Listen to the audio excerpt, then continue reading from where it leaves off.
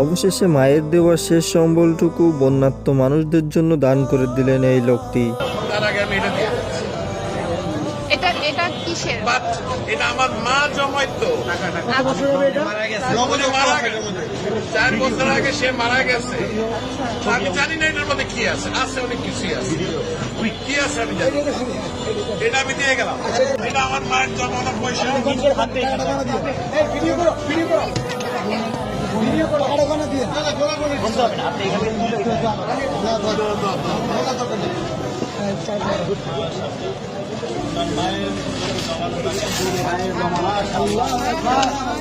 মারা গেছে 4